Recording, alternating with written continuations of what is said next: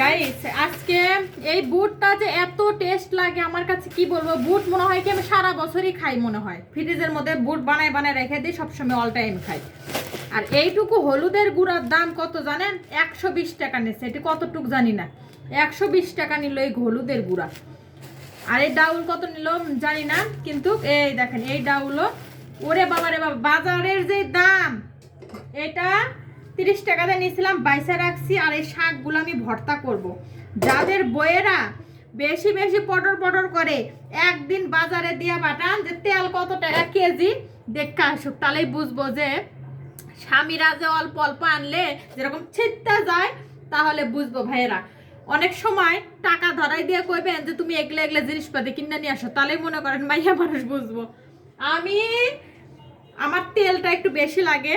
আমি কালকে তেল কিনতে গেছি, তেল কিনতে যাই দেখি 220 টাকা কেজি।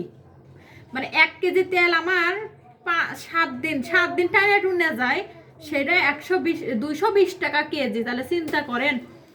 তাহলে আমি তো এতদিন বাজার করিনি, জানি না যে কিরকম। পরে বুঝলাম যে ওরে বাবারে বাবা, যেই তেল দেই তরকারির মধ্যে সেই দামের দাম না পাইরা। আর এদিকে দেখুন আমার লালি খাইতে এত ভালো লাগে কি বলবো, না পাইরা কালকে গুড় জাল দিয়া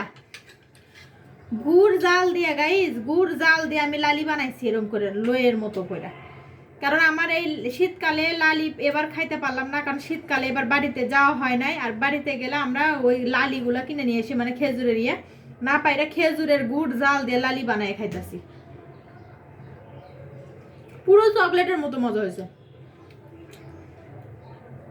সেই স্বাদ একদম পুরো চকলেটের মতো।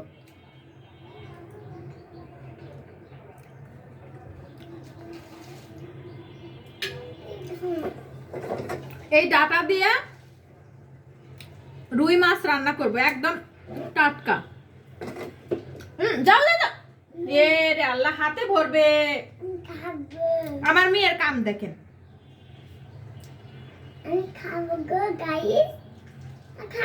আমি খাবো গো গাইস।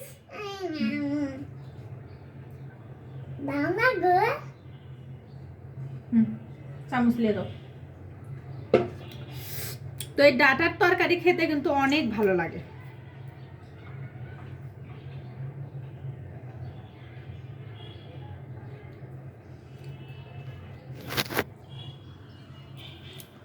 আজকে রান্নাঘরে এত ক্লিন করছি, একটা ডিপ ক্লিন। এই দেখেন পুরো রান্নাঘর আমি আজকে পরিষ্কার করছি একদম সুন্দর করে, মনের মতো করে। এত ময়লা হয়ে রয়েছিল, আর এই যে নিচে যে এত ময়লা হয়েছিল সেইগুলো পরিষ্কার করলাম। আসলে পরিষ্কার না করলে না মন টেকেই না সংসারের ওপর। তো তার জন্য আমি এরকম করে সুন্দর করে পরিষ্কার করেছি।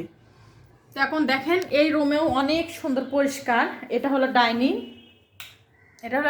আর এটা আরেকটা বেডরুম।